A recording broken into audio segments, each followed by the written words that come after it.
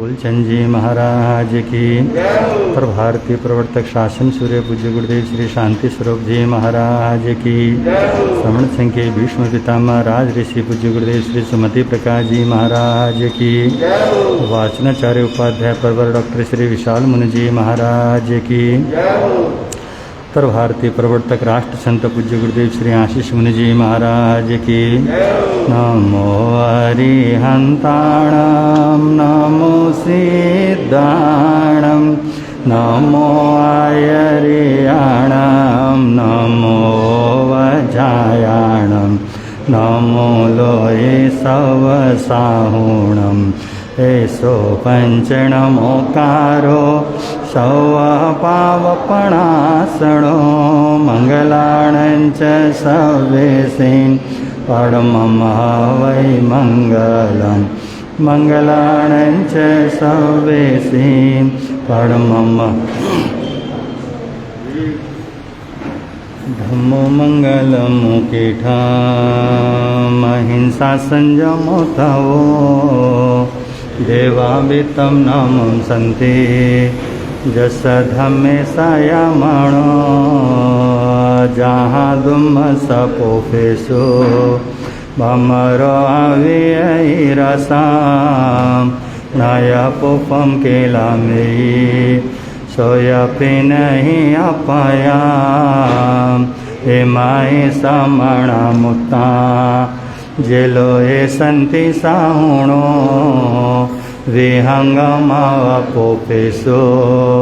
ताड़वते सनेरया वयं च वितिं लभामो नयको एवाहं मयि आहागणे सूर्यन्ते पोफेसो भमराजः मोहगार समा जेवावन्ति अणिसिया नानपिण्डरयादन्ता तेण भोचन्ति साहुणोतिबे। कौन है यहाँ? किसने आना है? हाँ, थोड़ा सा आराम हो गया तो कुर्सी लगा देते नहीं आए तो। कोई आ रहा है तुम्हारे? आ जाओ इसे बैठ जाओ सीधा बैठ बस आप बैठ जाओ।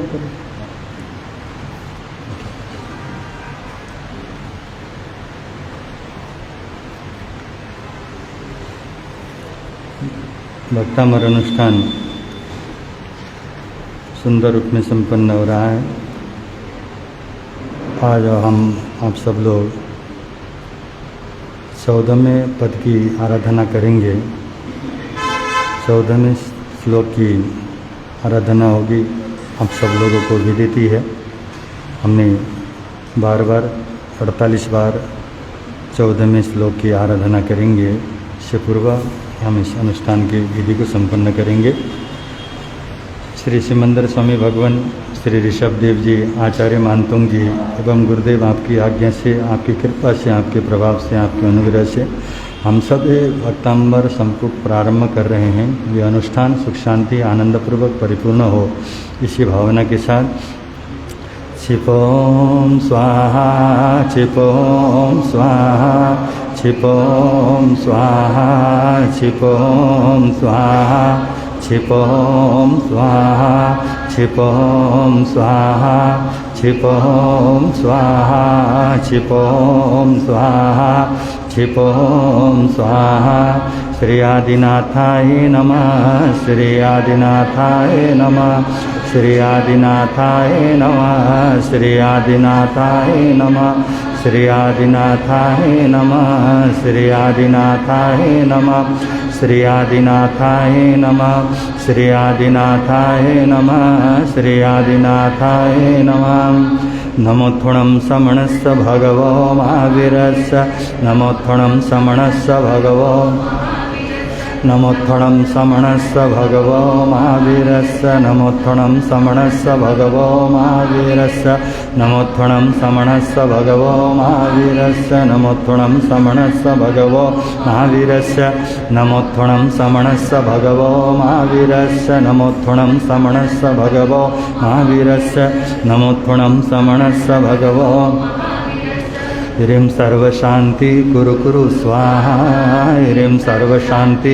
कुरु कुरु स्वाहा ह्रीं सर्वशान्ति कुरु कुरु स्वाहा ह्रीं सर्वशान्ति कुरु कुरु स्वाहा ह्रीं सर्वशान्ति कुरु कुरु स्वाहा ह्रीं सर्वशान्ति कुरु कुरु स्वाहा ह्रीं सर्वशान्ति कुरु कुरु स्वाहा ह्रीं सर्वशान्ति कुरु कुरु स्वाहा ह्रीं सर्वशान्ति कुरु कुरु स्वाहा भक्ताम्बरः प्रणतमौलिमणिप्रभाणा मोद्योतकं दलितपापतमोहितानं सम्यक् प्रणम्य जिनपादयुगम् वालम्बनं भवजले पततां जनानां सम्पूर्णमण्डलशशाङ्ककलाकलाप सोम्रागुणास्त्रिभुवन प्रवलङ्घयन्ति ये संसितास्त्रिजगति स्वरनाथमेकं हस्तान्निवारयति सञ्चरतो यथेष्टं यः संस्तुतः सकलवाङ्मयतत्त्वबोधा दुदभूतबुद्धिपटुभिः सुरलोक स्तोत्रैर्जगात्रितयचित्तहरेरुदारे स्तोष्ये किलाहमपि तं प्रथमं जिनेन्द्रं सम्पूर्णमण्डलशशाङ्ककलाकलाप सोम्रागुणास्त्रिभुवनं तव लङ्घयन्ति ये स्वरनाथमेकां कस्तान्निवारयति सञ्चरतो यथेष्टं बुद्ध्या विनापि विबुधाचितपादपीठ स्तोतुं समोदतमतिर्विगतत्रपोऽहं बालं विहाय जलसंस्थितमिन्दुबिम्ब मन्ये कैच्छति जना सहसा ग्रहीतुं सम्पूर्णमण्डलशशाङ्ककलाकलाप सोम्रागुणास्त्रिभुवनं ये संसितास्त्रिजगदीश्वरनाथमेकं कस्तान्निवारयति सञ्चरतो यथेष्टं वक्तुं गुणान् गुणसमुद्रशशाङ्ककान्ता कस्ते क्षमासुरगुरो प्रतिमोऽपि बुद्ध्या कल्पान्तकालपवनो धतनक्रचक्रं को वा तरितुमलमाम्बुनिधिं सम्पूर्णमण्डलशशाङ्ककलाकलाप शोभ्रागुणास्त्रिभुवनं तव लङ्घयन्ति ये संस्थितास्त्रिजगदीश्वरनाथमेकं कस्तान्निवारयति सञ्चरतो सोऽहं तथापि तव भक्तिवशान्मुनीश कर्तुं स्तवं विगतशक्तिरपि प्रवृत्ता प्रीत्यात्मवीरमविचार्य मृगो मृगेन्द्रं नाभेति किं निजशिशो सम्पूर्णमण्डलशशाङ्ककलाकलाप सोम्रागुणास्त्रिभुवनं तव लङ्घयन्ति ये संस्कृतास्ति जगदीश्वरनाथमेकं कस्तान्निवारयति सञ्चरतो यथेष्टम् अल्पश्रुतं श्रुतवतां परिहासधामा त्वद्भक्तिरेव मुखरीकुरुते यत्कोकिलाकिल मधो मधुरं विरौते ताम्रचारुकलिका निकरे कहेतो नमण्डलशशाङ्ककलाकलाप सोम्रागुणास्त्रिभुवनं तव लङ्घयन्ति ये संस्थितास्त्रिजगदीश्वरनाथमेकं कस्तान्निवारयति सञ्चरतो यथेष्टं तत्संस्तवेन ववसंस्तति सन्नि पापं क्षणाक्षयमुपैति शरीरमाजाम् आक्रान्तलोकमलिनीलमशेषमासु शौर्यासु भिन्नमिव भरमन्धकारम् सम्पूर्णमण्डलशशाककलाकलाप सोम्रागुणास्त्रिभुवनं कवलाङ्गयन्ति ये संसितास्त्रिजगदीश्वरनाथमेकं कस्तान्निवारयति सञ्चरतो मद्वेति नाथ तव संस्तवनं महेदा मारभ्यते तनुदया पितवा प्रभाव चेतो हरिषति सता नलिनी दलेशो मुक्ता फलादुतिमुपैति ननोद सम्पूर्णमण्डलशशाककलाकलाप सोम्रागुणास्त्रिभुवनं ये संसितास्त्रिजगदीश्वरनाथमेकं कस्तान्निवारयति सञ्चरतो यथेष्टम् आस्तं तवैस्तवनमस्तसमस्तदोषं तस्तं कथापि जगता दुरितानि हन्ति दूरे सहस्रकिरण कुरुते प्रभैव पद्माकरेषु जलजानि विकासवाञ्जी सम्पूर्णमण्डलशशाङ्क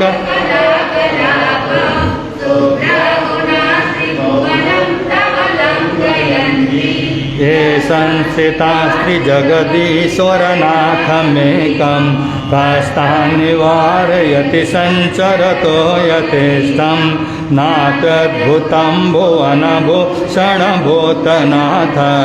भूतैर्गुणैर्भुवि भवतमविष्टुवन्त तुल्या भवन्ति भवतो ननु तेन किं वा भूत्याश्रितं यय्यनास्तसमम् सम्पूर्णमण्डलशशाककलाकलाप सोम्रागुणास्त्रिभुवनं तबलङ्गयन्ति ये संसितास्त्रिजगदीश्वरनाथमेकं कस्तान्निवारयति सञ्चरतो यथेष्टं दृष्ट्वा भवन्तमनिमे सविलोकनीयं नान्यत्रतोषमुपयाति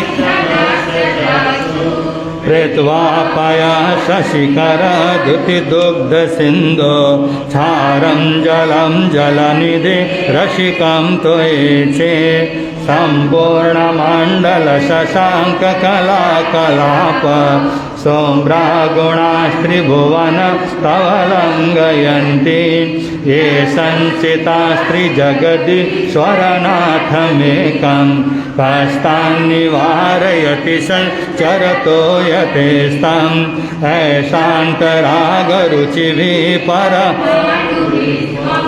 निर्मापितास्त्रिभुवनैकललामभूता तावन्त एव खलु ते तृणव्यं पृथिव्यां यत्ते समानमपरं न हि रूपमस्ति सम्पूर्णमण्डलशशाककलाकलाप सोम्रागुणास्त्रिभुवन तवलङ्गयन्ति ये संसितास्त्रिजगदीश्वरनाथमेकं कस्तान्निवारयति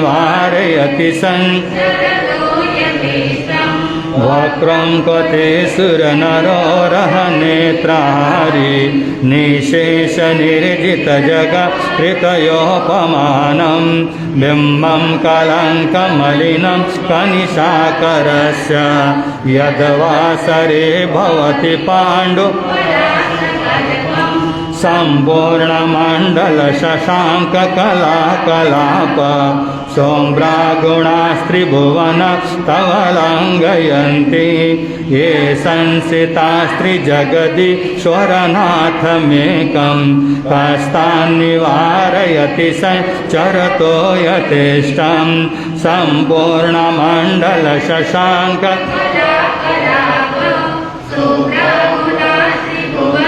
तवलङ्गयन्ति ये संसितास्त्रिजगदीश्वरनाथमेकं कास्तान् निवारयति संचरतो यथेष्टं सम्पूर्णमण्डलशशाङ्ककलाकलाप सौम्रागुणास्त्रिभुवन तव लङ्घयन्ति ये संसितास्त्रिजगदीश्वरनाथमेकं कास्तान् निवारयति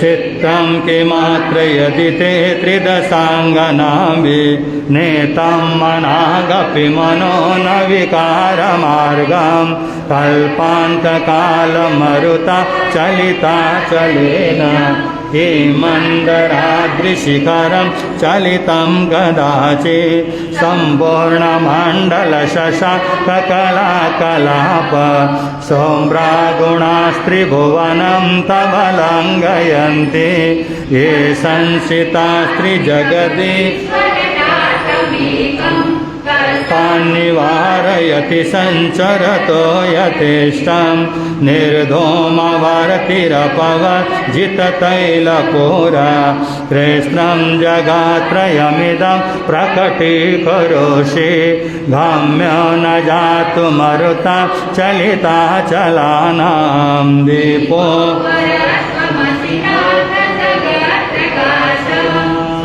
पूर्णमण्डलशशाङ्ककलाकलाप सौम्रागुणास्त्रिभुवन तव लङ्घयन्ति ये संसितास्त्रिजगदीश्वरनाथमेकं कास्तान् निवारयति संचरतो यथेष्टं नास्तं कदाचिदुपयाति स्पष्टीकरोषि सहसा युगपञ्जगन्ति नाभोधरोद्धरनिरुद्धमहाप्रभाव सूर्यातिशाहि महिमा सिमुनीन्द्रलोके सम्पूर्णमण्डल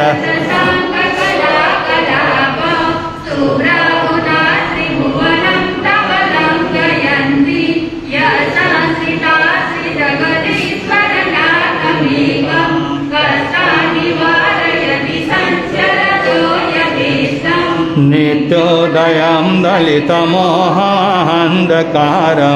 गाम्यं न राहुवदनसनवारिदानां विव्राजते तव मुखाब्जमनल्पकान्ति विद्योतया जगत्पूर्वशशाङ्कबिम्बं सम्पूर्णमण्डलशशाङ्क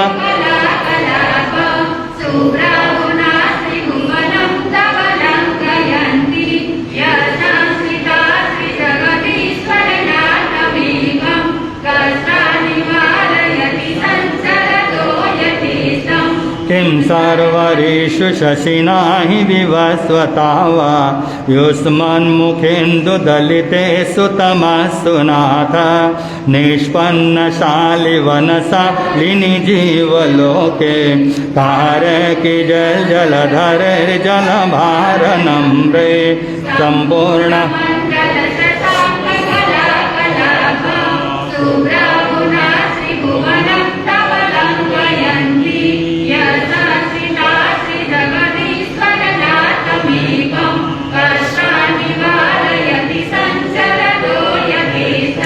ज्ञानं यथा त्वयि विभाति कृतावकाशं नैवं तथा हरिहरादिषु नायकेषु तेजस्फुणं मणिषु याति यथा महत्तं नैवं तु काचशकले किरणाकुलेऽपि सम्पूर्ण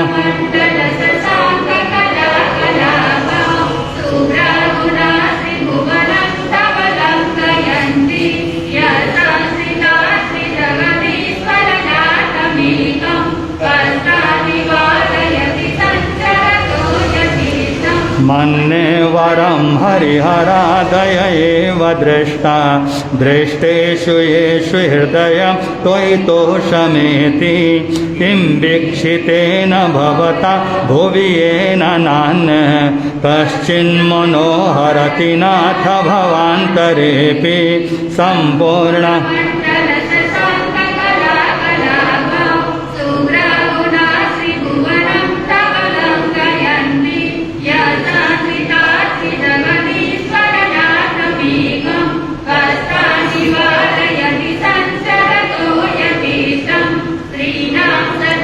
शतशो जनयन्ति पुत्रान् नान्ये सुतं तदुपमं जननी प्रसुप्ता सर्वादिशो ददति वानि सहस्ररश्मिन् प्राचेव दिग्जनयति स्फुरदंशुजालं सम्पूर्णमण्डलशशाककलाकलाप सोम्रागुणास्त्रि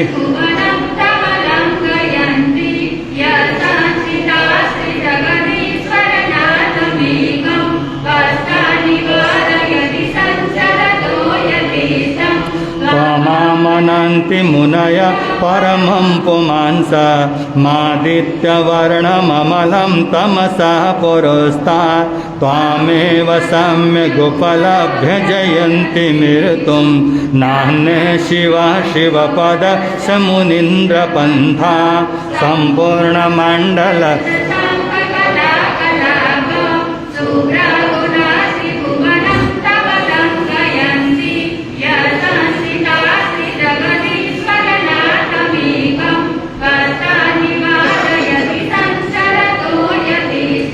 त्वामावयं विभुमचिन्तमसङ्ख्यमाद्यं ब्रह्माण्डमीश्वरमनन्तमनङ्गकेतुं योगीश्वरं विदितयोगमनेकमेकं ज्ञानस्वरूपममलं प्रवदन्ति सन्तः सम्पूर्ण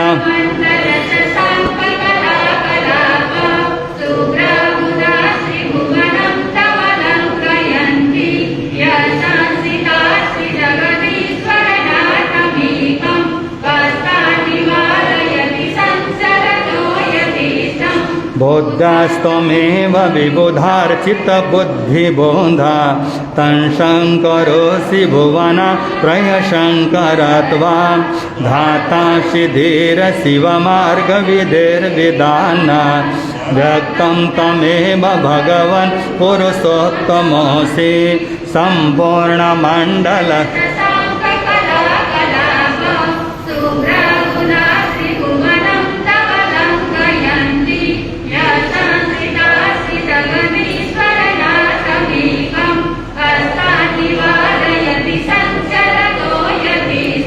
तोभ्यं नमस्त्रिभुवनार्तिहराय नाथ तोभ्यं नमः क्षितितलमलभूषणाय तोभ्यं नमस्त्रिजगतः परमेश्वराय तोभ्यं नमो जिनभवो दधिशोषणाय सम्पूर्णमण्डल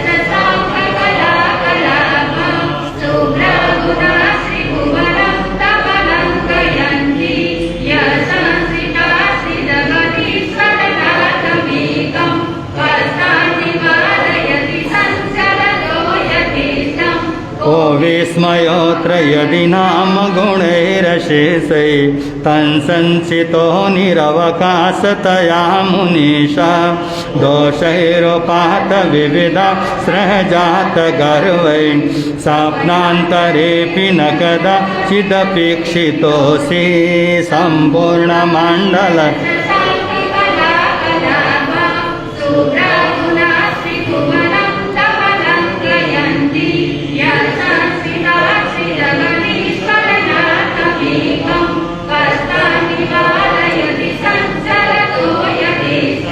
ओचैरशोकतरुसंसितमन्मयोघा मा भातिरोपममलं भवतो नितान्तं स्पष्टोल्लसत्किरणमस्ततमोवितानं बिम्बं रवेरिवपयो धरपार्श्ववर्ती सम्पूर्णमण्डल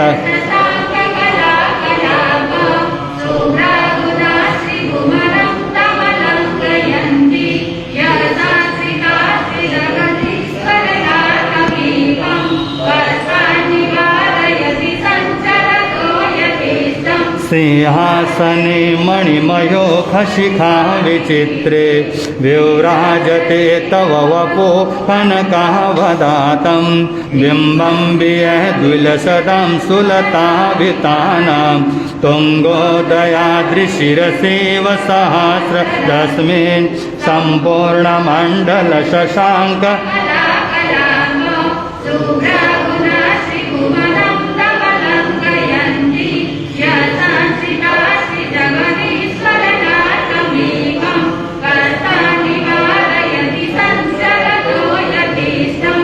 कुन्दावदात चलचामलचारुशोभं विव्राजते तव वपु कलधौतकान्तम् उद्देश्य शाङ्कशुचिनिर्जरवारिधार मोक्षे स्थितं सुरगिरे इव शान्तकोभं सम्पूर्णमण्डलशशाङ्क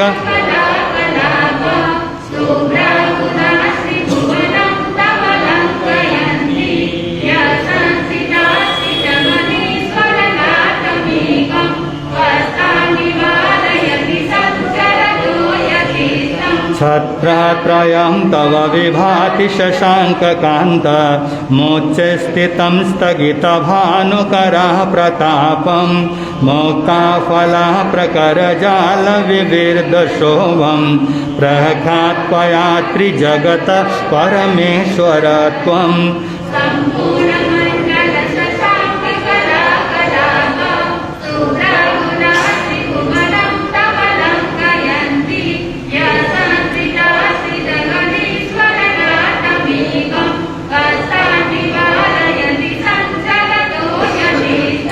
गम्भीरताररवपूरित दिग्विभाग त्रैलोक्यलोक्य शुभसङ्गम भूतिदक्ष साधर्मराज जय घोषण घोषकासन् हे दुमदुमिर्ध्वनति ते यशसा प्रवादे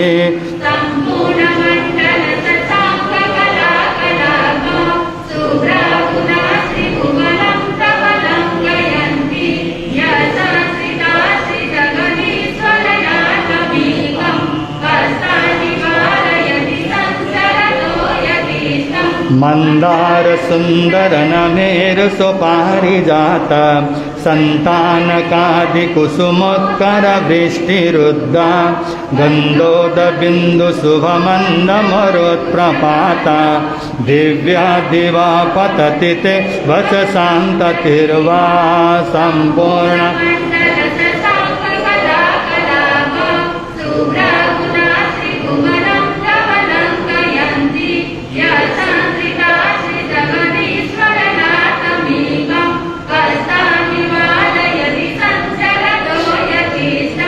शुभ्रात् प्रभावलय भूरि विभाविभोस्ते लोक्यत्रयं द्युतिमतां द्युतिमाक्षिपन्ति प्रोद्योद्दिवाकर निरन्तर भूरि संख्या दीप्त्या ज्वया त्वपि निशामपि सौम्य सौम्यं सम्पूर्णमण्डल शशाङ्क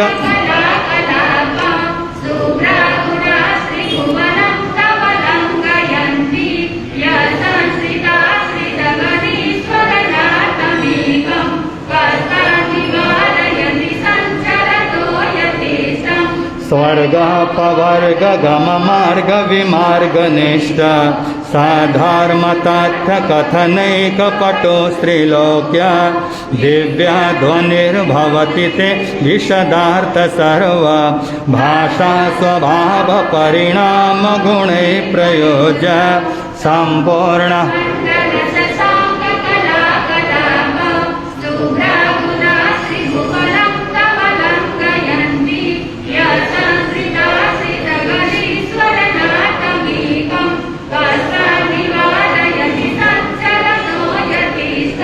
उन्हीन्द्र हेम नव पंकज पुंज कांति कल्युल्लसन्नखमयोख शिखाभिरामौ पादौ पदानि तव यत्र जिनेन्द्र दत्ता पद्मानि तत्र विबुधा परिकल्पयन्ति संपूर्ण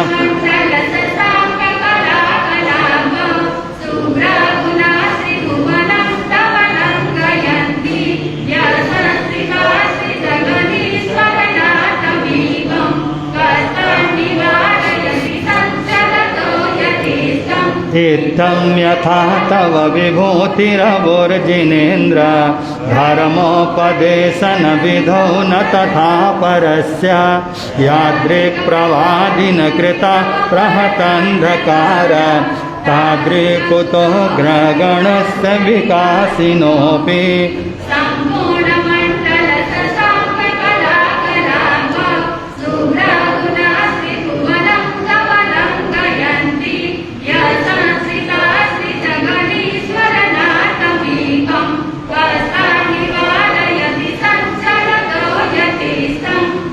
प्रंसजन्त बनिने सोतन्मदा विलविलोलकपोलमूला मात्या भ्रमन् भ्रमरनाद विविर्दकोपम् ऐरावताभमिममो दतमापतन्तं दृष्ट्वा भयं भवति नो भवदाश्रितानां सम्पूर्ण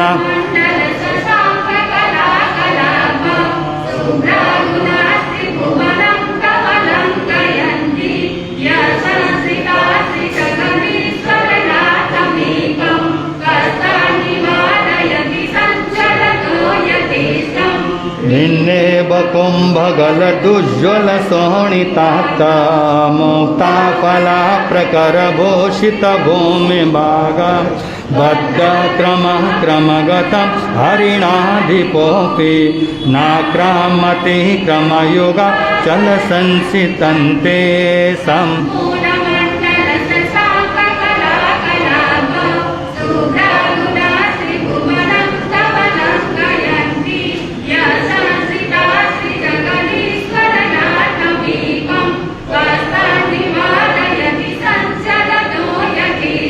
कल्पान्तकालपवनो धतवह्निकल्पं दावानलं ज्वलितमुज्ज्वलमुस्फुलिङ्गं विश्वं जिगीप्सुमिव सन्मुखमापतन्तं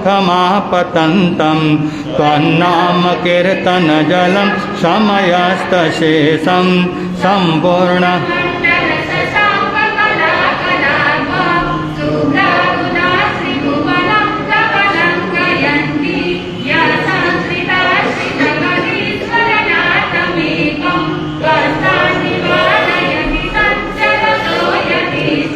रक्ते क्षणं समदकोकिलकण्ठनीलं प्रोदोन्दतं फणिदमुत्फणमापतन्तम् आक्रामति क्रमयुगेन निरस्य संख्या त्वन्नामनागदमने हृदयं स पुंसः सम्पूर्ण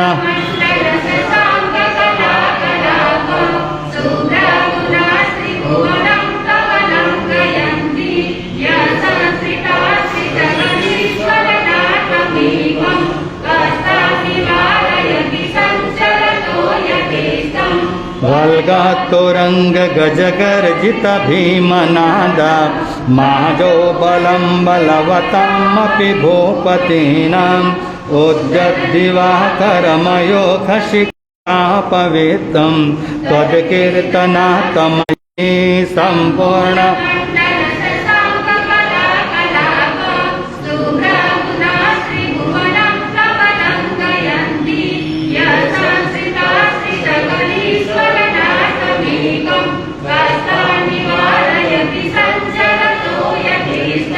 कुन्ताग्रभिन्न गजशोणितवारिवाह वेगावतारतरणातुरयुध्य भीमे युद्धे जयं विजित दुर्जय जेयपक्षा तत्पादपङ्कजवन सहिणो लभन्ते सम्पूर्ण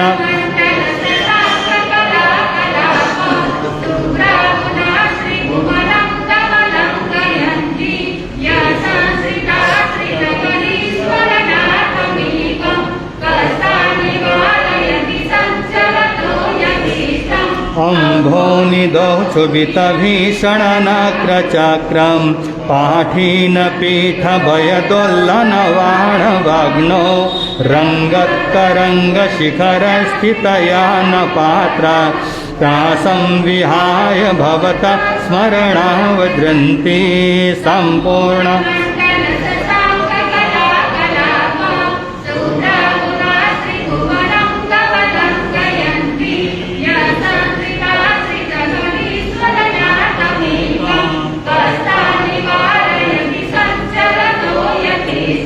उद्भूत भीषण जलोदरभारभुग्ना शौचान्दशामुपगतां शुचिजीवितासा तत्पादपङ्कजरजो मृतदिघ्यदेहा मर्त्या भवन्ति मकर ध्वजतुल्यरूपा सम्पूर्णमण्डल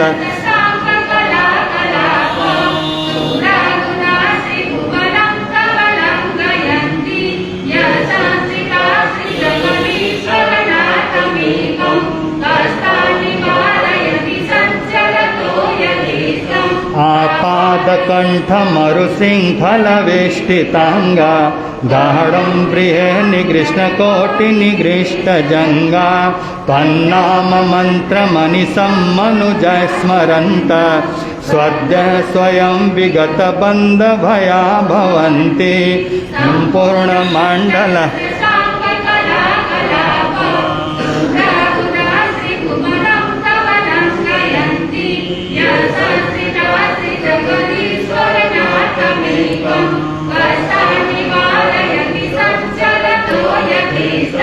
मातो दीपेन्द्र मृगराज दवान लाही संग्राम वारिधिमोह तरवन्दनोतं तस्यासुनासुमुपयाति भयं भियेवा यस्तावकं स्तममिमं मतिमानदीते सम्पूर्ण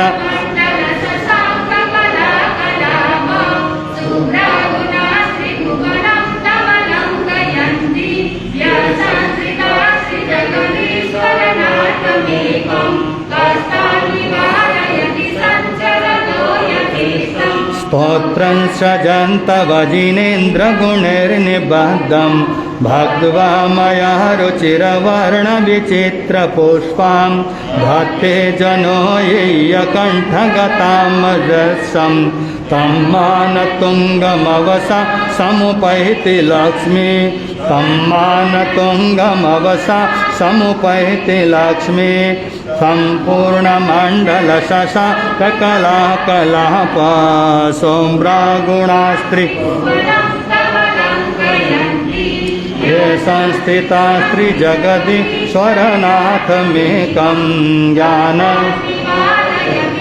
चरतो यथेष्टं चेतामरा प्रणतमौलिमणिप्रभाणा मुद्योतकं दलितपापतमोवितानं सम्यक् प्रणम्य जिनपादयुगं युगादा वालम्बनं भवजले पततां जनानां यशस्तुता सकलवामयतत्त्वबोधा दुद्बोधबुद्धिपटुभिः सुरलोकनाथै स्तोत्रैर्जगात्रितयचित्तहरैरुदारै स्तोष्ये किलामपितं प्रथमं जिनेन्द्रं स्तोष्ये किलामपितं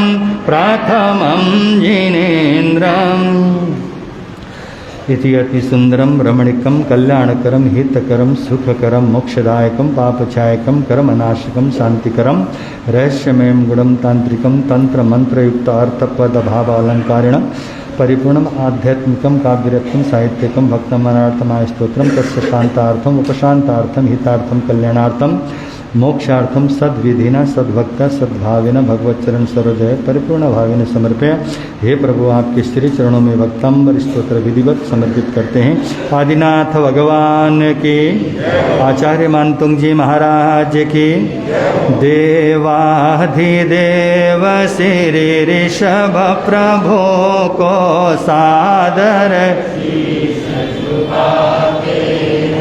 देवाधिदेव श्री ऋषभ प्रभु को सादर, श्री आदि जिनेश्वर धर्म दिनेश्वर जगदीश्वर गुण गाते, श्री आदि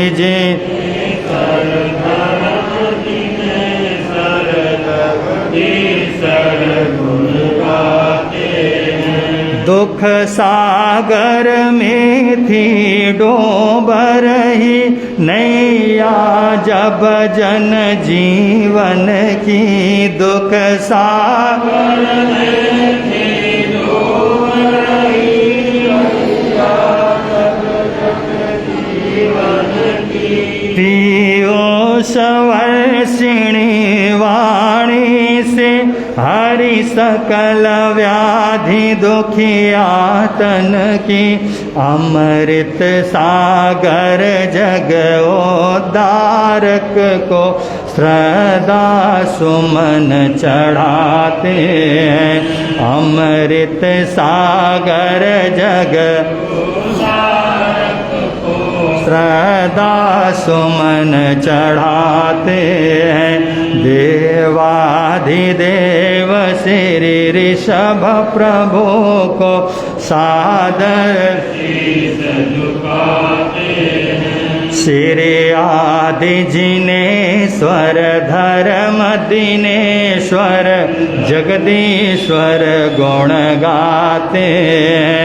श्री आदि जिनेश्वर धर्म दिनेश्वर जगदीश्वर गुण गाते हैं। देवाधिदेव श्री ऋषभ प्रभु को सादर शीश झुकाते हैं।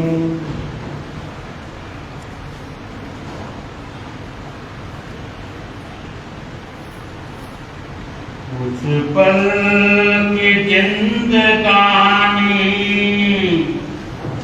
एक रोज सबको जाना, वर्षों की क्यों तो सोचे, पल का नहीं ठिकाना। कुछ पल की जिंदगानी एक रोज सबको जाना, वर्षों की क्यों तो सोचे, पल का नहीं ठिकाना। कुछ पल की जिंदगानी मलमल के तूने अपने तन को है निखारा, इत्रों की खुशबुओं से महके शरीर सारा। मलमल के तूने अपने तन को है निखारा, इत्रों की खुशबुओं से महके शरीर सारा। काया न साथ देगी ये बात मत भुलाना, काया न साथ देगी ये बात मत भुलाना। वर्षों की क्यों तो सोचे, पल का नहीं ठिकाना। कुछ पल की जिंदगानी मन है प्रभु का दर्पण, मन में इसे बसा ले, करके तू कर्म अच्छे कुछ पुण्य धन कमा ले। मन है प्रभु का दर्पण, मन में इसे बसा ले, करके तू कर्म अच्छे कुछ पुण्य धन कमा ले। कर दान और धर्म तो, कर दान और धर्म तो प्रभु को अगर है पाना, वर्षों की क्यों तू सोचे, पल का नहीं ठिकाना। कुछ पल की जिंदगानी आएगी वो घड़ी जब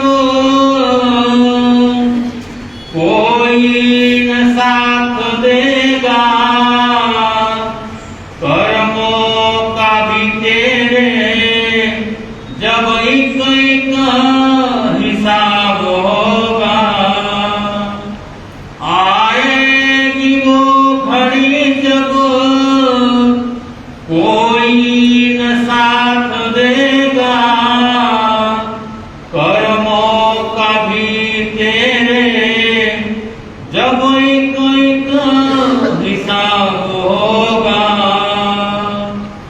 ये सोच ले अभी से, ये सोच ले अभी से, ये वक्त फिर न आना।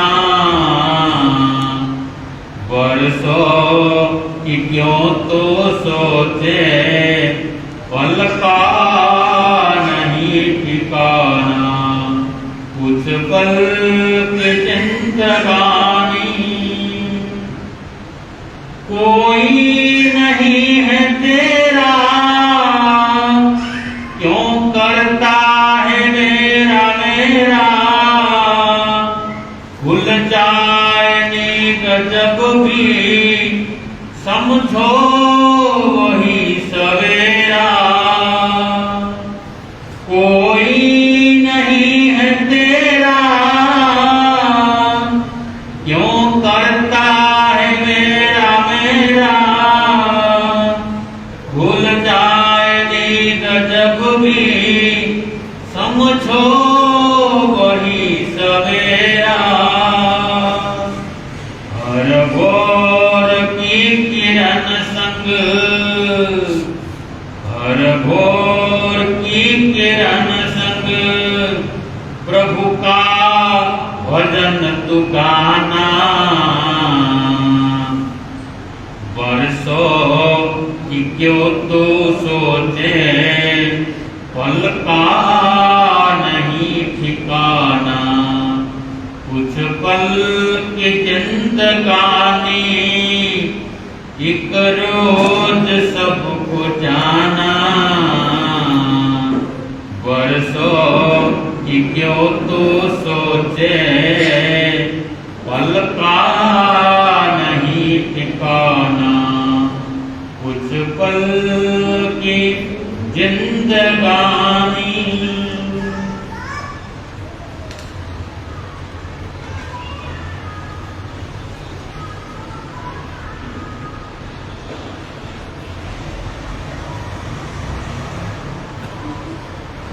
धम्मो मंगलमुखितं अहिंसा संयमो तव देवावेतं नामं सन्ति जसा धम्मे सयामणो। दुनिया के चराचर जीवों पर कर्मों ने जाल बिछाया है। क्या साधु ग्रस्त क्या बाल वृद्ध, बस कोई न बचने। अति शुभ कर्मों के आने से संतों का समागम मिलता है। जिन वाणी श्रवण करने से दुख जन्म मरण का मिटता है। दुख जन्म है समय नदी के धार की, जिसमें सब बह जाया करते हैं। है समय बड़ा तूफान, प्रबल पर्वत झुक जाया करते। अक्सर दुनिया के लोग समय में चक्कर खाया करते हैं, लेकिन कुछ ऐसे होते जो इतिहास बनाया करते हैं। इतिहास अनंत अनंतोपकारी त्रैलोक्यनाथ शासन के महाप्राण श्रवण भगवान महावीर स्वामी को स्मरण करते हुए आचार्य भगवान एवं आराध्य गुरुदेव के चरणों में वंदन। आदरणीय मुनिराज, समाधानी माँ सतीन जी महाराज, प्रिय श्रोताजन,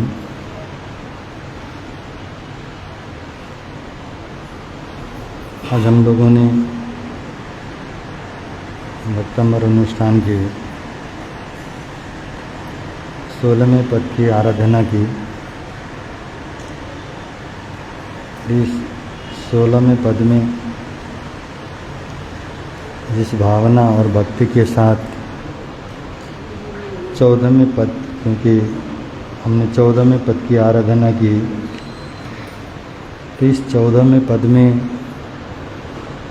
आचार्य मानतुंग ने किस तरह अपने आराध्य की स्तुति की, गुणगान किया, उनकी भावना आज मंत्र के रूप में हमारे समक्ष उपस्थित हो गई हैं। और वो जो उनकी कही हुई बातें इतना महत्वपूर्ण हुई हैं कि वो मंत्र का रूप धारण कर रही हैं। कोई सामान्य घटनाएं नहीं हैं। आज हम मंत्रों की आराधना करते हैं, मंत्रों की साधना करते हैं। आखिर उन मंत्रों का निर्माण किसने किया? मंत्र कौन बनाता है? मंत्रों के निर्माता कौन हैं? बंधु, आखिर मंत्र के निर्माता जो आत्मज्ञानी हैं, जो भावनाओं से भरे हुए पवित्र आत्माएं हैं, उनके द्वारा जो भी बातें कही गई हैं वो धीरे धीरे मंत्र का रूप धारण कर लेती हैं। और उस भावनाओं को मंत्र तक पहुंचाने में भावनाओं की कितनी गहराई और पवित्रता होनी होती है, इसकी व्याख्या तो आपके समक्ष आएगी ही। तो इस 14वें पद में आचार्य मानतुंग ने अपने आराध्य की स्तुति करते हुए जिन बातों को कहा और कहने के बाद जो उसका प्रभाव उस समय पड़ा और वर्तमान तक उसका प्रभाव चल ही रहा है।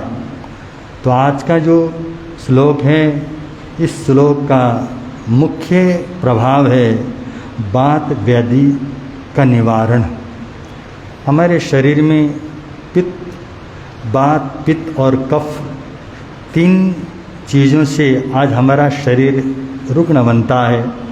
तो इसमें ही ये जो श्लोक है, इस श्लोक का प्रभाव हमारे शरीर में रही हुई जो वायु है, वायु संबंधी जितने भी बीमारियां हैं, जितने भी रोग हैं, उन रोगों से मुक्ति प्राप्त करने का ये अनुष्ठान और इस श्लोक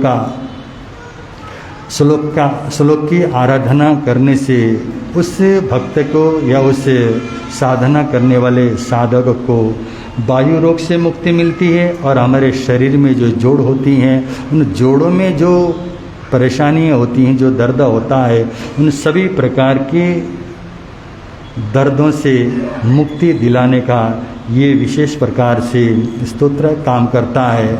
तो बंधु, ये बातें सारी चीज़ें कितनी ही खुला सा हम क्यों ना कर लें, फिर भी हमको इतना समझ में नहीं आता।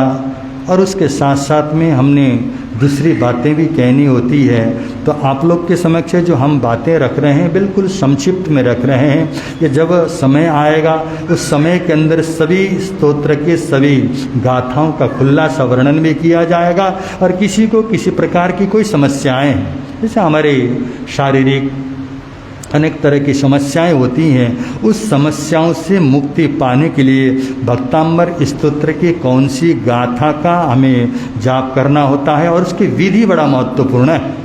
मंत्र तो भरे पड़े हैं, बड़े बड़े ग्रंथ हैं, हजारों पृष्ठ के ग्रंथ हमें मिल जाएंगे। मंत्र तो आपको हर पन्ने पे मिल सकते हैं, परंतु महत्वपूर्ण होती है उसकी विधि। और विधि के साथ साथ में हमें कौन से व्यक्ति के द्वारा मंत्र प्राप्त होते हैं, ये और ज़्यादा महत्वपूर्ण है। कारण क्या है, कोई भी साधक अगर आपको मंत्र देता है, देने वाला साधक ने उस मंत्र को अगर सिद्ध किया हुआ है, तो सिद्ध करने वाला साधक जिसको भी कोई मंत्र दे देता है, उस मंत्र का सीधा प्रभाव हमारे जाप पर, हमारे अनुष्ठान और हमारे उस साधना पर पड़ता है। तो बंधु, कोई भी साधक आपको अगर कोई मंत्र देता है, यंत्र देता है, स्तोत्र देता है, तो उससे पहले वो अपने स्वयं उसको सिद्ध कर रहा होता है और बंधु सिद्ध करके हम लोगों को देता है। इसी तरह आपको धीरे धीरे इन सभी बातों की जानकारी हो ही रही है और बाद में भी हम लोग आप लोगों के सारी जानकारियाँ देते रहेंगे। और आप लोग की किसी प्रकार की कोई भी समस्याएं हैं और बंदो स्वार्थ रहित समस्याओं को रखने के बाद बंदो कहीं भी हमें किसी भी साधक के द्वारा उसके निराकरण का मार्ग मिल ही जाता है। तो बंदो इस 14वें श्लोक में आचार्य मंतुंग अपने आराध्य की स्तुति करते हुए कह रहे हैं, चंद्र किरण सम निर्मल भगवन, गुण समूह तेरा भारी, तीन भवन का करे उल्लंघन, इसमें क्या आश्चर्यकारी, तीन जगत के नाथ आपका, जो भी आश्रय चित्त धरता, भला उसे स्वतंत्र गगन में कौन अड़चन दे सकता। कल भी आपके समक्ष कुछ बातें रखी गई थी। चंद्रमा की उपमाएं लगभग हर साहित्यकार या हर कवि चंद्रमाओं की उपमा देता है और सबसे सुंदर सौम्य किसी वस्तु की अगर उपमा देनी हो तो बंदो उसमें चंद्रमा को लिया जाता है। तो यहाँ पर चंद्रमा की शिकायत ये समझ लें हम लोग, उसने कहा सभी मेरी प्रशंसा कर रहे हैं परंतु आचार्य मानतुंग ने मेरा कोई मूल्य नहीं समझा।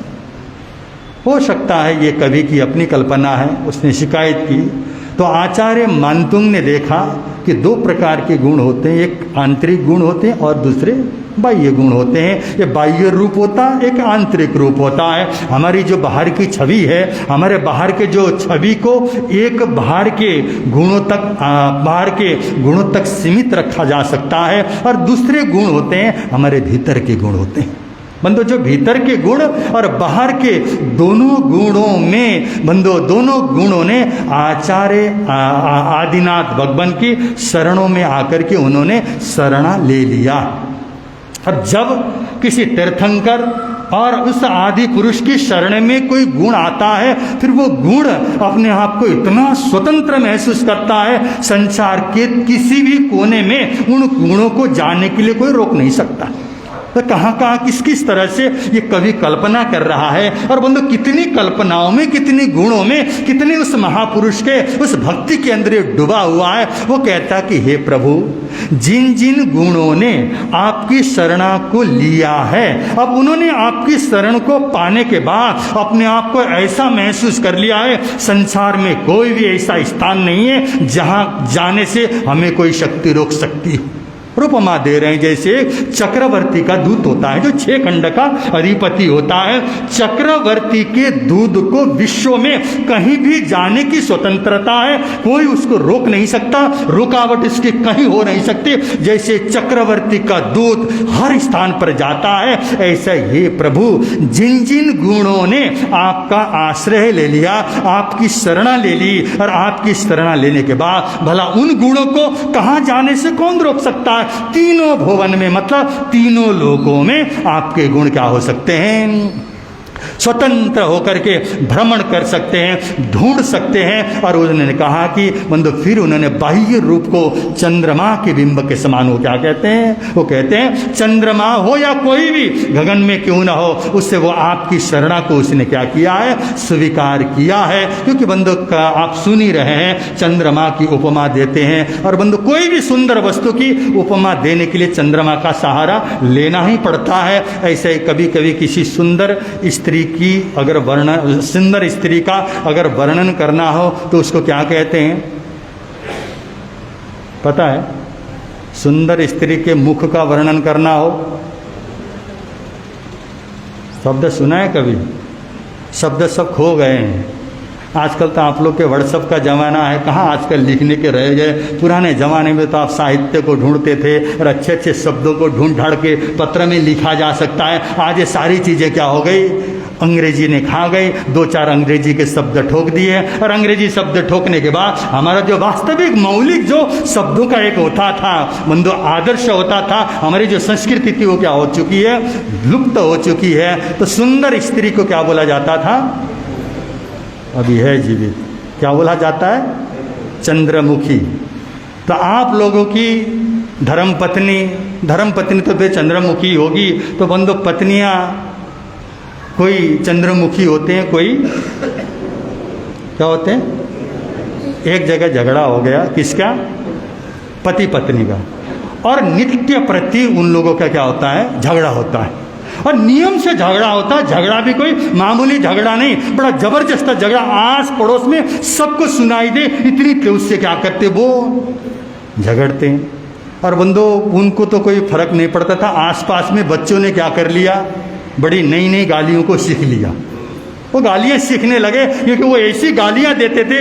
इसलिए कहते हैं, कहीं कहा जैसे आप लोग भक्तामृत स्तोत्र को कौन सी भाषा में पढ़ रहे हैं, हम लोग संस्कृत में। इसलिए कहते हैं एक पति संस्कृत को जानता हो और पत्नी भी संस्कृत जानती हो, और उनका झगड़ा अगर संस्कृत में हो जाए, हिंदी में नहीं, अंग्रेजी में नहीं, अगर वो दोनों संस्कृत में गाली करें और झगड़ा करें तो पड़ोसियों को लगेगा कोई अनुष्ठान चल रहा होगा या कोई फिर उस घर के अंदर पूजा होगी, क्योंकि संस्कृत में दो लोग क्या कर रहे हैं, जोर जोर से झगड़ रहे होते हैं। इसलिए संस्कृत का एक फायदा ये भी होता है। और वो तो हिंदी में गाली दे रहे थे, आस पड़ोस वाले बड़े परेशान हुए, उन्होंने आकर के मीटिंग की, भाई तुम दोनों झगड़ते हो, तुम्हारे घर के अंदर हमें कोई विशेष रुचि नहीं है और हमें दखल देना अच्छा भी नहीं लगता, परंतु तुम्हारे मुंह से निकलने वाले जो शब्द हैं, तुम्हारे मुंह को तो गंदा करते ही करते हैं, परंतु हमारे बच्चों ने नई नई गालियाँ क्या कर ली, सीख ली, तो इसलिए तुम झगड़ा मत करो। बोले झगड़ा करना तो हम भी नहीं चाहते। तो बोले कि झगड़ते क्यों हो, तो वो उन्होंने कहा ऐसा करो, तुम दोनों मौन धारण कर लो। बड़ा कठिन होता है, और मौन जब आपका बोलने का मानो उस समय अगर मौन कर लें, और इससे ज़्यादा एक चुप सौ चुप बहुत बार सुनाया है, और उनको मौन दे दिया। मौन देने के बाद एक दिन क्या हो गया, हरियाणा की घटना होगी शायद मुझे लगता है। तो हरियाणा में भोजन वोजन करने के बाद शाम के समय में जो लाला जी थे वो अपना हुक्का खींच रहे थे। बैठ करके जब हुक्का खींचते हैं तो उसका मुंह नीचे नहीं होता, आंखें उसकी आसमान की तरफ होती हैं, और बड़े मस्ती से वो हुक्का खींच रहा था, और खींचते हुए उसको इसकी इतनी आनंद आ रही थी कि उसकी आंखें बंद हुई। इतनी देर को हुक्के में से एक चिंगारी उसके धोती में या फिर पायजामे में गिर के धोती और पायजामा जलना शुरू हो गया, और वो लाला जी इतने मस्त थे उसको ध्यान नहीं रहा, और उधर से पायजामा या धोती जलती हुई जा रही है, और उधर से सेठ क्या कर रहा है, हुक्का पी रहा है। तो पत्नी बर्तन साफ कर रही थी, पत्नी ने देख लिया, अब मामला गड़बड़ा। पत्नी ने सोचा बोलूं तो झगड़ा होगा, क्योंकि मौन चल रहा है, ना बोलूं तो नुकसान हो रहा है, तो करें क्या। उसको बड़ी परेशानी हुई। तब उसने मंदो कोड वर्ड के अंदर कुछ संकेत किया, बोले किसी की अला जले, किसी का बला जले, किसी का पायजामा जलता है। बोलियो इनडायरेक्ट रूप में बोल दिया गाते हुए, जैसे संगीत करे, किसी का अला जले, किसी का बला जले, किसी का पायजामा जलता है। तो सोचने बहुत दिन के बाद संगीत सुना है, क्या बात है, क्यों बोल रहे, पत्नी बोलती नहीं थी, आज बोली है। तो सुना तो किसी का अला जले, किसी का बला जले, किसी का उसने जब अपने पायजामा की ओर देखा तो बिल्कुल काफ़ी जल चुका था। फट से उसने क्या कर दिया उस पायजामा को, और वो सोचने लगा आज पत्नी ने मुझे क्या किया, मेरे लिए अच्छा काम किया। अगर वही नहीं बोलती हो सकता मेरे शरीर में आग लग जाता, और धन्यवाद देना पड़ेगा, सीधे धन्यवाद दूंगा तो झगड़ा हो जाएगा। तो इसने इनडायरेक्ट रूप में मुझे संकेत किया, मुझे धन्यवाद भी देना होगा, नहीं तो खुदा का गुनाहगार हो जाऊंगा। उसने कहा लड़ती है झगड़ती है मगर घर का ख्याल तो रखती है, ऐसा बोल के उसने। अब बंधु ये पति पत्नी की क्या है, लड़ाई है, और पति पत्नी की लड़ाई तो पुहाल की आग कहते हैं। ऐसे ही इसी तरह उनका झगड़ा चल रहा था। किसी पड़ोसी ने पूछा आखिर तुम्हारी समस्या क्या है। उनका समस्या में क्या कि जब पहले साल मेरी शादी हुई तभी मुझे क्या कहते थे, चंद्रमुखी कहते थे, प्रशंसा करते थे, मेरे को चंद्रमुखी कहते थे। और उसके बाद इन्होंने 1 साल के बाद मुझे ये सूर्यमुखी कहने लगे। चंद्रमुखी जैसी शीतल इसकी वाणी नहीं है, ये तो सूर्यमुखी है। और बंदो अब तो ऐसी अवस्था है, ये तो क्या है, ज्वालामुखी है। तो ये नहीं ये कहा इसलिए झगड़ा होता है। उनका मेरी भी सुन लो। उनका पहले साल ये क्या करती थी, मुझे नाथ बोलती थी, प्राणनाथ बोलती थी। दूसरे साल इसने मुझे नाथ बोलना शुरू किया। अब तो मुझे अनाथ कह के क्या कहती है, पुकारती है। तो मतलब ये सारे क्या हैं, झगड़े हैं। और ये घर के झगड़े हैं। अरे झगड़ों का मुख्य कारण क्या है पता है? कुछ कारण होता है और ढूंढने जाओ तो बंदो कोई कारण नहीं होता। ये हमारी अपनी क्या है, हमारा ईगो। न जाने कहाँ कहाँ हम लोग क्या करते हैं, सोचते हैं। इसलिए भगवान कहते हैं या फिर आचार्य मानतुम कहते हैं, हे प्रभु आपका बाह्य रूप जितना सुंदर उतना ही सुंदर आपका आंतरिक। मतलब बाह्य रूप सुंदर होना बड़ी बात नहीं है, परंतु आपके भीतर के अंदर संसार के संपूर्ण सद्गुणों ने आके शरणा ले लिया। और शरणा लेने के बाद उनको ऐसा महसूस होने लगा, हम तो क्या करते हैं, आदिनाथ भगवान की शरण में आए हुए हैं, भला हमको कहीं जाने से कौन रोक सकता है। इसलिए संसार में इस तरह से खुले होके क्या करते हैं, भ्रमण करते हैं। जैसे चक्रवर्ती का दूत करता है, ऐसा ही प्रभु जब वो सद्गुण इस संसार में तीनों लोकों में भ्रमण करते हैं, मुझे विश्वास है क्या वो सद्गुण मेरे में नहीं आ सकते क्या? देखिए कहां से बात घुमा रहे। वो सद्गुण जब सब जगह जा सकते हैं, हर जगह पर जा सकते हैं, तीनों लोकों में भ्रमण कर सकते हैं, तो ये प्रभु जो आपके भीतर में आए हुए सद्गुण है, जब मैं आपकी स्तुति करता हूं, जब आपकी मैं प्रार्थना करता हूं, आपकी शरणगत में जब हो गया, वो सद्गुण मेरे अंदर भी तो क्या कर सकते हैं, आ सकते हैं, क्योंकि वो तो स्वतंत्र है। तो मेरे अंदर भी वो सद्गुण आएंगे। इस तरह से वो क्या कह रहा, भगवान को कह रहा, हे प्रभु आप में कितने गुण हैं, अनंत गुण जिसका कोई अंत। आत्मा के जो गुण है, कितने गुण हैं, आत्मा के अनंत गुण हैं जिसका कोई अंत नहीं है। और बंदो जैसे आप लोगों को पता है 14 गुण स्थान होते हैं, और हम लोग कौन सी गाथा का आराधना कर रहे हैं, आज 14वीं गाथा का हम लोग क्या कर रहे हैं। और बंदो ये अरिहंत प्रभु जो 14वें गुणस्थान को पार करके सिद्धावस्था में जाने वाली जो आत्मा जा चुकी, जो आत्मा है, उनका हे प्रभु आप तो अनंत गुणों के धारी हैं और तीनों लोकों में विचरण करते हैं जो गुण। और इसका अभिप्राय ये है कि भगवान के तीनों लोकों में सर्वत्र अंतो प्रभु के गुण क्या है, छाए हुए हैं। और बंद इस तरह वो भक्त एक प्रकार से भगवान के चरणों में क्या कर रहा है, अपनी भक्ति को रख रहा है। और जीवन के अंदर होता यह है कि बंधु हम अपने जीवन को सद्गुणों से भरते हैं या फिर दुर्गुणों से भरते हैं। बहुत बार हम लोग ने सुना है, एक राजा के 2 बच्चे हुए, दोनों जुड़वा हैं, दोनों लगभग एक जैसे मालूम पड़ते हैं और एक साथ उन्होंने जन्म लिया। अगर बड़ा होता तो राज तिलक का अधिकारी वो बनता, लेकिन दोनों जुड़वा होने के कारण और राजा को ये समस्या हो गई, मैं राजा किसको बनाऊं। तो उन्होंने सोचा चलो दोनों की मैं परीक्षा करता हूँ। परीक्षा करने के लिए दोनों को 5-5 रुपया दे दिया और उन्होंने कहा कि जो तुम्हारे 2 बंगले दे रहा हूँ, ये दोनों बंगलों को तुमने क्या करना, 5 रुपया से भरना है। और बंदो 5 रुपया से बंगले को भरना कोई आसान काम तो नहीं था। एक बेटे ने सोचा कि पिताजी सठिया गए हैं, अब ये क्या हो गए, धीरे धीरे, अरे सोच होती है हर व्यक्ति, हर बंदो हम लोग को मन में तो ये भाव आता है कि मेरे साथ पिताजी क्या कर रहे हैं, गलत कर रहे हैं। और ऐसा भाव मेरे मन में आने का कारण ही मेरे अंदर अनेकों गलतियां क्या हैं। बंदो माँ बाप और बुजुर्ग कभी किसी के भीतर में भेदभाव नहीं होता। और बंदो एक बेटा वो होता है जिंदगी भर शिकायतें ही करता रहता है कि मेरे साथ ऐसा व्यवहार करते हैं, मेरे साथ गलत व्यवहार किया। ये जिसने कह दिया, ये समझ लेना वो आदमी कहीं ना कहीं क्या है, कमी। परंतु जो अच्छा सद्गुणी होता है हमेशा अपने अभिभावक और अपने गुरुओं के प्रति या अपने माँ बापों के प्रति आभार सोचता है। नहीं उनका तो उन्हीं का आशीर्वाद क्या है, उन भाषा यही तो होती है। कोई व्यक्ति बड़े गर्व से कहता है मेरे माता पिता मेरे साथ, ये कहते हैं ना, वो कहता है बड़े गर्व से कहता है हम 4 भाई हैं परंतु माता पिता मेरे साथ रहते हैं, ये कहता है। दूसरा कहता है माता पिता के साथ मैं क्या करता हूँ। भाषा इतनी तो है, समझ इतनी तो है। एक व्यक्ति बड़े गर्व से कहता कि मैं माता पिता मेरे साथ रहते हैं, इसका मतलब ये होता है उसके अंदर अहंकार है और माँ बाप के प्रति किए हुए कर्तव्य के प्रति अभी भी उसको क्या लगता है, मैंने कुछ किया, कर तो कुछ भी नहीं सकते। क्योंकि बंदो हम उन बुजुर्गों को अपने माता पिताओं का ऋण जिंदगी भर चुका नहीं सकते, ये निश्चित है। और बंदे जो विनम्र होता है उसके मुंह से ये शब्द निकलता है, मैं अपने माता पिताओं के साथ रहता हूँ। ऐसा राजा ने जब दोनों राजकुमारों को कहा किस मकान को तुम्हें क्या करना है, भरना है, पैसे सिर्फ उनको दोनों को 5 मोहरे दिए गए। मतलब एक बेटा था, उस बेटे ने सोचा आखिर यहाँ और भरा ही क्या जा सकता है, इसमें और आता ही क्या है। तो उसने कूड़े वाले के से जा करके ये कह दिया, ऐसा करो जितना भी तुम कूड़ा आज बाहर फेंकते हो सारे मेरे बंगले में क्या कर दो, मेरे घर में लाके भर दो। पूरा कूड़ा दानी से घर को क्या कर दिया, भर दिया। और 5 रुपये में इससे ज़्यादा और काम हो सकता नहीं। और दूसरा बेटा था, और दूसरा जो बुद्धिमान होता है, अपना हमने पहले भी सुना है ना, बुद्धिमान व्यक्ति बोलने से पहले सोचता है, और अज्ञानी व्यक्ति बोलने के बाद क्या करता है, मुंह से निकल गई आवाज और उसके बाद सोचता है कि ये मुझे नहीं करना चाहिए था,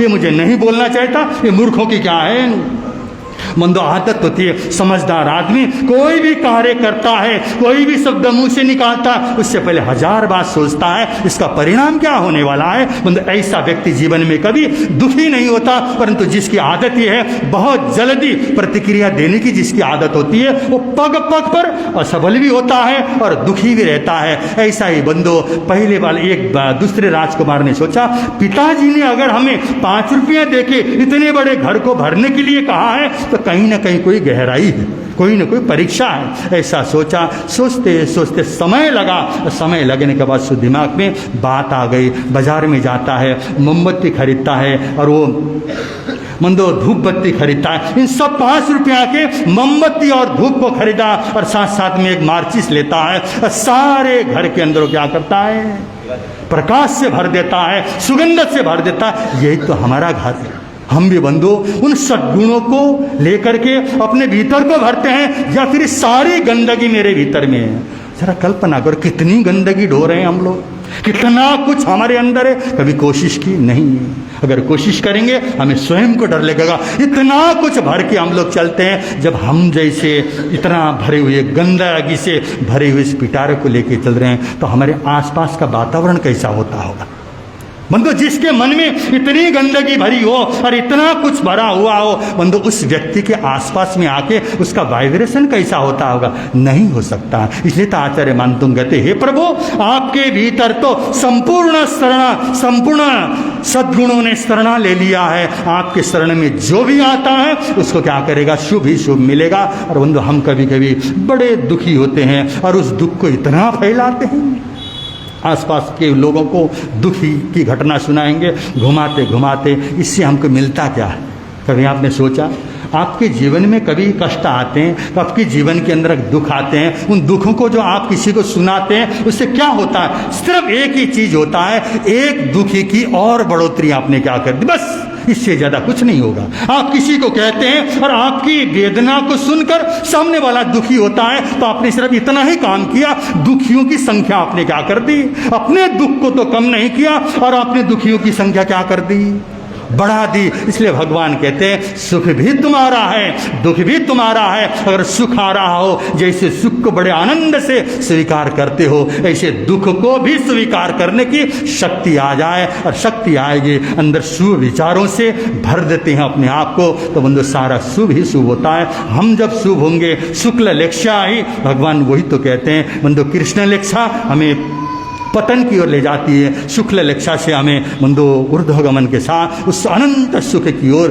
सिद्धावस्था की ओर ले जाती हैं। इसलिए हमने अपने आप को क्या करना है, शुभ बनाना है, शुभ भावों से भरना है। जो अपने आप को शुभ भावों से भरता है वो इस भव में भी उसका कल्याण होता है, परभव में भी कल्याण होता है। कहते मिलता है मिलता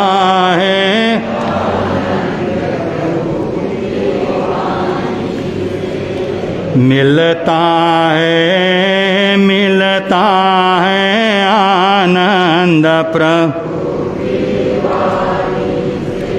धर्म है लगता प्यारा प्यारा, धर्म है पापों की वह बहती धारा,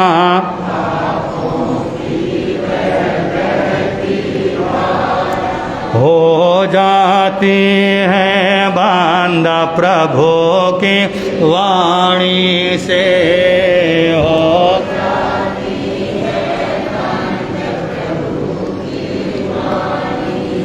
मिलता है आनंद प्रभु की वाणी से मिलता है।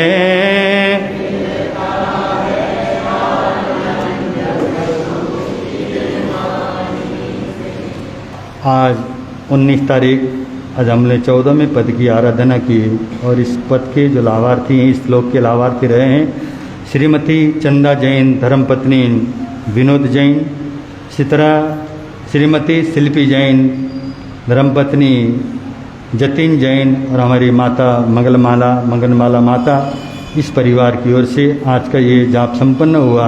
उसके साथ साथ में उन दो मीनू बंसल और धर्मपत्नी श्री प्रवीण जी बंसल चंडीगढ़ आज हमारी धर्मसभा में आए हैं और उन्होंने भी इस अनुष्ठान में अपना योगदान दिया और आज अनुष्ठान में उन्होंने भाग ही नहीं लिया, अपनी तरफ से उन्होंने सौजन्य या फिर अपने लाभार्थी बनकर के जो इस अनुष्ठान की शोभा को बढ़ाया है। तीनों परिवार को हम बहुत बहुत साधुवाद और धन्यवाद देते हैं। इसी तरह कल का जो अनुष्ठान रहेगा, श्रीमती अभिलाष जैन, धर्मपत्नी अनिल जैन और श्रीमती महक जैन, धर्मपत्नी पुनीत जैन, दिल्ली, रोहिणी और शालीमार बाग, ये दो जगह के दो परिवार ने इस आज के कल के अनुष्ठान को लिया है और कल के अनुष्ठान में भी आप सब लोग ज़्यादा से ज़्यादा संख्या में यहाँ पर उपस्थित होंगे। इसी के साथ महामंत्र नवकार का जाप चल रहा है और आज का महामंत्र नवकार का जाप है श्रीमती अनीता जैन, 12 सेक्टर, उनकी ओर से आज का दोपहर का जाप रहेगा। और कल का जो जाप है दोपहर का जाप माता श्री मगनमाला जैन, इनकी तरफ से कल का नवकार मंत्र का जाप यहाँ पर रहेगा। तपस्याएं चल रही है और तपस्या में सबसे बड़ी तपस्या चल रही है श्री राजेंद्र जी वर्मा। आज राजेंद्र जी वर्मा का 59वां अम्बिल है और उनके साथ साथ में श्री कौशल जैन जो मंडी से यहाँ आती हैं, उनका आज 31वां अम्बिल है। इस तरह दोनों तपस्वियों ने बड़े शानदार रूप में अपने तपस्या को आगे बढ़ाया और तपस्या को आगे बढ़ाकर अपनी चतुर्मास के शान को बढ़ाया है और आपको बहुत बहुत साधुवाद और धन्यवाद देते हैं। जिन जिन आम्बिल के तपस्वियों का आज आम्बिल है, उन आम्बिल के तपस्वी खड़े हो जाएं और आम्बिल के तपस्या का प्रत्याख्यान ग्रहण कर लें।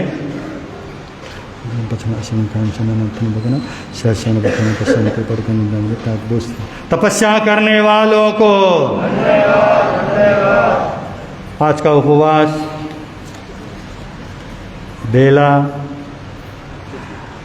आज के एकासना, क्योंकि एकासना के बड़े लंबे लंबे तपस्याएं चल रही हैं, कई मास कमड़ हो रहे हैं और भाई और बहनें तपस्या के महामार्ग पर और एकासना की बड़ी लंबी लंबी तपस्या कर रहे हैं, उन सारे प्रत्याख्यान ले रहे हैं। एकासन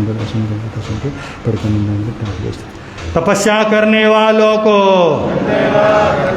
आगे के भाव रखने वालों को, संघ की शान बढ़ाने वालों को, कौन बोलेगा? तुमने बोलना है क्या? परवीन जी का स्वागत करेंगे। परवीन बंसल, परवीन बंसल। प्रवर तक शांति गुरुवर प्यारे, प्रवर तक जीवन नैया के रखवाले, जीवन जोड़ गए संबंध प्रभु की वाणी से, जोड़ वाणी से मिलता है, मिलता। मिनर को फोटो देखते नहीं, आप सब लोगों को विदित है सोनीपत में बहुत बड़ा कार्यक्रम 21 और 22 को होने जा रहा है और उसमें संपूर्ण भारतवर्ष से लोगों का रुख सोनीपत की ओर हो चुका है।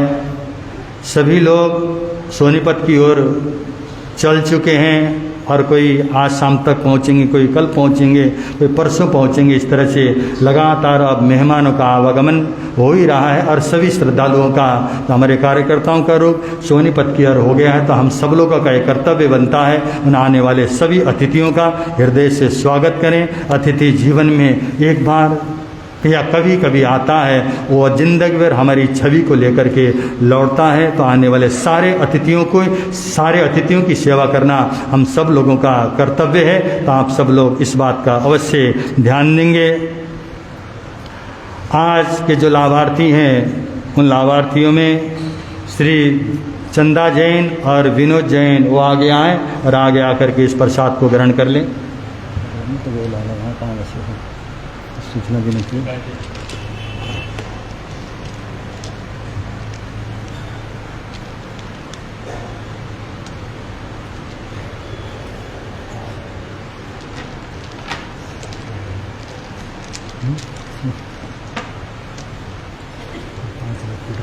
मैं आपकी तरफ से चांदी की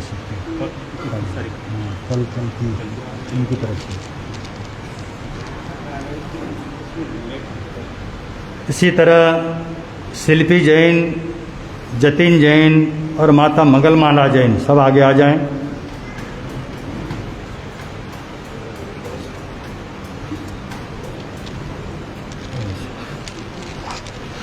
आखिर तो आ ही गया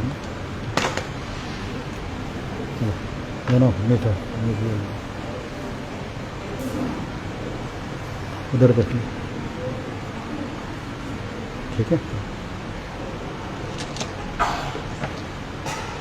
ऐसे ही दूर से आने वालों में आज हमारी धर्मसभा में श्री प्रवीण जी बंसल जो बहुत दूर चंडीगढ़ से चले और यहाँ अनुष्ठान से पूर्व ही यहाँ पर आए। हमारे बहुत वर्षों से जुड़े भक्त जब हम उस एरिया में जाते हैं, पंजाब की यात्रा चंडीगढ़ या पंचकुला साइड में जाते हैं, पूर्ण रूप में बिहार से लेकर के सभी प्रकार के ख्याल को रखते हैं और आवास निवास की सारी व्यवस्थाएं हमारे प्रवीण जी लेते हैं। तो बहुत दूर दूर तक धर्म की श्रद्धा को लेकर पहुंचने वाले बंसल साहब ने आज हमारे इस अनुष्ठान को भी राष्ट्रीय स्तर का अनुष्ठान बनाया और चंडीगढ़ से आकर के जो है इन्होंने अनुष्ठान लिया, उनको बहुत बहुत साधुवाद और धन्यवाद देते हैं। प्रवीण जी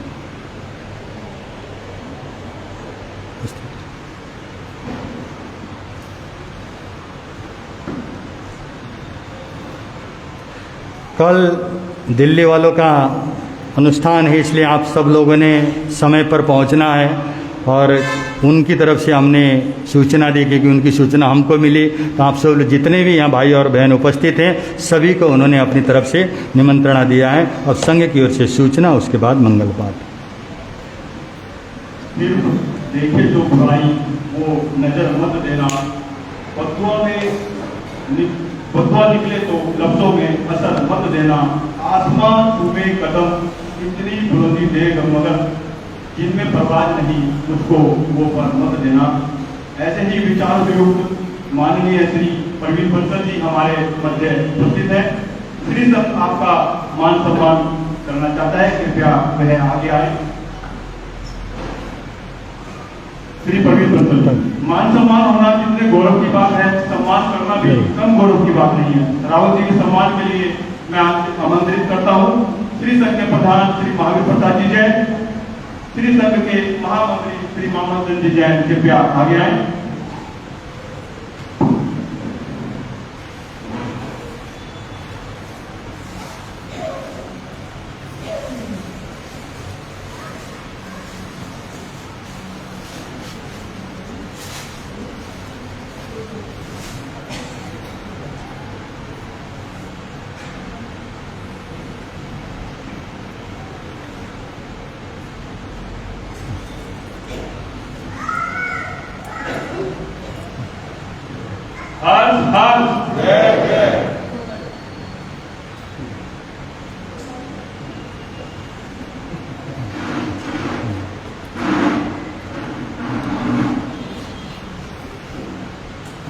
मुश्किल हो गई थी मंजिलें, थे हवा के रुख भी बदल गए, तेरा हाथ जो सर पर आ गया के राह में चिराग फिर जल गए। सर्वप्रथम शासनपति भगवान महावीर स्वामी, पूज्य गुरुदेव राजऋषि श्री सुखदेव प्रकाश जी महाराज व उनकी उज्जवल गौरवमयी संत श्रृंखला को वंदना नमस्कार करने के उपरांत अत्र विराजित मानव मिलन के संस्थापक पूज्य गुरुदेव डॉक्टर श्री मणिभद्र मुनि जी महाराज सहित स्वाध्याय व सेवा में लिप्त संपूर्ण साधु साध्वी मंडल के श्री चरणों में ऐसे जैन सभा सेक्टर श्री संघ की ओर से सहज वंदना नमस्कार करके शुभ प्रार्थना बोल रहे हैं।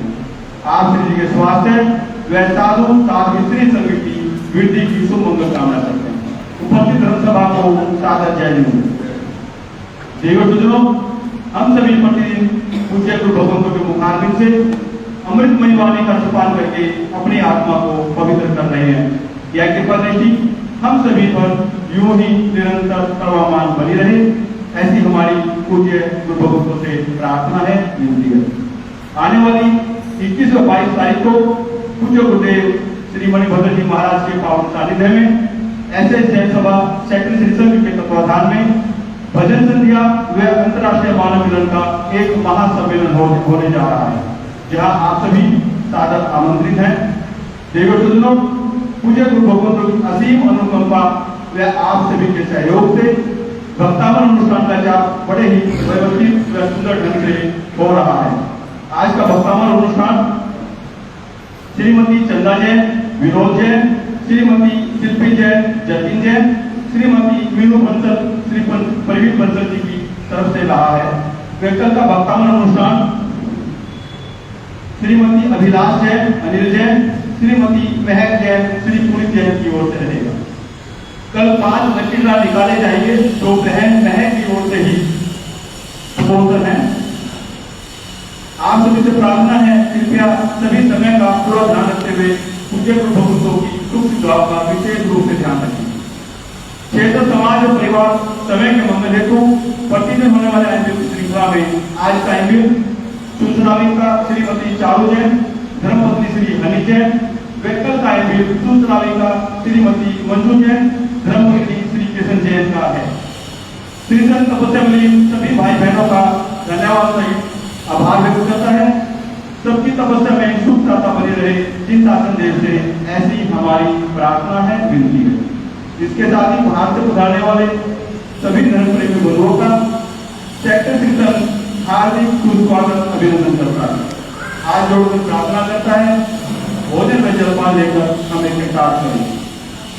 आज के भोजन की व्यवस्था का सौभाग्य सूत्रावत श्री राजेंद्र जैन, 1010 सेक्टर 15 बिजली वाले, सूत्रावत श्री सुरेश जैन, खलीला खन्ना कॉलोनी वालों का। कल के भोजन की व्यवस्था का सौभाग्य श्री कृष्ण जैन, विजय जैन, 2295 सेक्टर 15 अही बाजरा, श्री पाल जैन, पंकज जैन, 70 कोठी नंबर 70 सेक्टर 15 हुलाड़ी, श्रीमती निर्मला जैन, मनोज जैन, कोठी नंबर 78 सेक्टर 15 मेहंदीपुर वालों को प्राप्त हुआ है।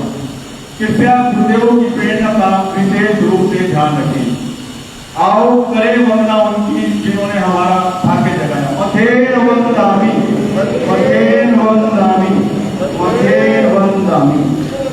सहिता भारह मासम चकवट्टी मही दियो, संति संति करेलो ये पत्तो गई मनुत्तरम। चैता भारह मासम चकवट्टी मही दियो, संति संति करेलो ये पत्तो गई मनुत्तरम। श्री चतारि मंगलम, हरिहंता मंगलम, सिद्धा मंगलम, साहु मंगलम, केवली पनत्तो धम्मो मंगलम। चतारि लोगोत्तमा, हरिहंता लोगोत्तमा, सिद्धा लोगोत्तमा, साहु लोगोत्तमा, केवली पनत्तो धम्मो लोगोत्तमो। चतारि शरणं पवज्जामि, हरिहंते शरणं पवज्जामि, सिद्धे शरणं पवज्जामि, साहु शरणं पवज्जामि, केवली पनत्तं धम्मं शरणं पवज्जामि।